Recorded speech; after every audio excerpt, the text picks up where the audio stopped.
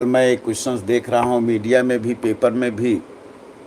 आचार्य अनुरुद्धाचार्य साहब ने जो इशू उठाया है, एंड सेकंड थिंग्स आचार्य प्रेमानंद साहब ने, जेन्युइन भी लगती है, जेन्युइन होना भी चाहिए।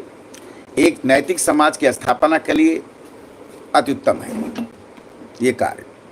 सेकंड थिंग्स, आजकल आपको ये बताना चाहूँगा कि वैवाहिक संबंध क्यों टूट रहे हैं, अश्लीलता क्यों फैल रही है। उसकी मेन वजह है अमीरों की परसेंटेज ज़्यादा बढ़ रही है, गरीबी का स्तर बहुत निम्न है।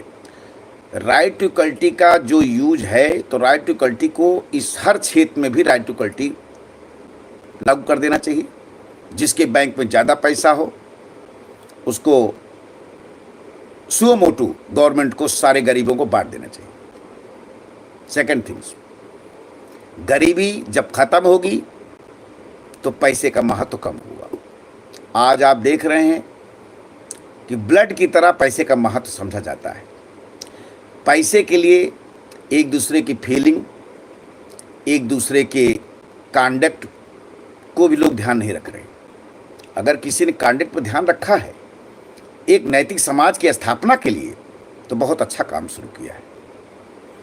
सेकंड थिंग्स, आपस में झूठ बोलना, अपनी शौक पूरी करने के चक्कर में बच्चों को न पढ़ाना, घर के प्रति समर्पित न होना, परिवार के लिए त्याग समर्पण की भावना का विघटन, संयुक्त परिवार का विघटन,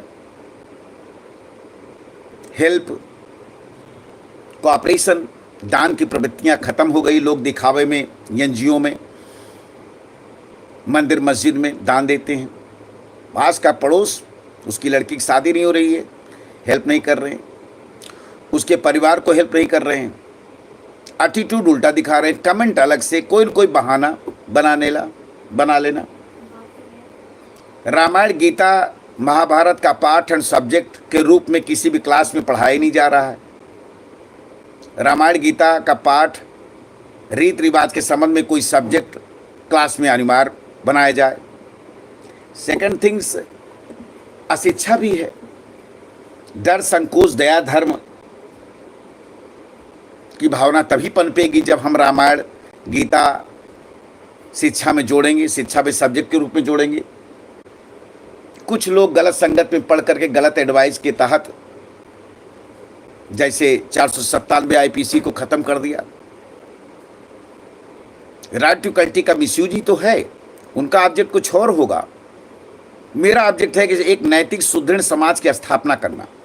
तो आचार्य अनुरुद्धाचार्य साहब ने क्या गलत कह दिया। सेकंड थिंग्स, हमारे भी बहू बेटी बच्चे हैं, हम भी वैसे चाहते हैं, लेकिन सब जब तक समाज नहीं सुधरेगा, जब तक समाज में माहौल सही नहीं होगा, तब तक हम किस पर विश्वास कर सकते हैं। ज्यादा अपने बल पर हम ज्यादा शिक्षा दे सकते हैं। उसी तरीके से मेरा ये कहना है कि मॉडर्निटी और स्मार्टनेस की परिभाषा का मिसयूज न किया जाए, राइट टू इक्वलिटी का मिसयूज न किया जाए। नैतिक समाज की स्थापना करने के उद्देश्य से कानून बनाए जाएं और समर्पण की पूर्ण भावना, त्याग करने से परिवार कितना बचता है। जैसे पुराने जमाना में त्याग की भावना थी लोगों के अंदर, काली शादी हो गई तो जिंदगी बिता देते थे, न कि आज तक के माहौल के मुताबिक।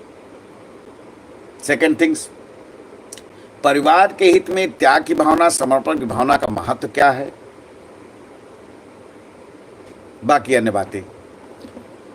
खैर, मेरा यही केवल कहना था कि एकाकी परिवार, संयुक्त परिवार का विघटन होना, गरीबी, गीता रामायण वेद का पाठ सब्जेक्ट के रूप में न होना,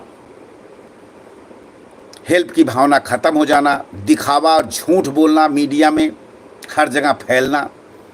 जैसे आपने देखा मीडिया में क्या आजकल गवर्नमेंट की भी गलती है।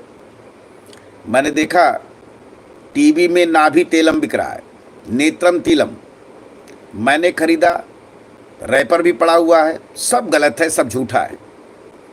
लेकिन जिसका प्रचार है वही अच्छा वकील है और जो इसका प्रचार है वही अच्छा डॉक्टर है। क्या कर सकते हैं आप। उसी तरीके से सुदृढ़ समाज की स्थापना करने के लिए अनिरुद्धाचार्य साहब ने सही कहा है, सही पहल किया है, उसको गलत न लो, उसको तोड़ो मड़ोड़ो मत, अन्यथा मत लीजिए। नैतिक समाज की स्थापना के उद्देश्य से अगर सोचोगे तो सब कुछ सही कह रहे हो। ठीक है, ओके। संदीप श्रीवास्तव, एडवोकेट। ये कहा भेजा तो था मैंने।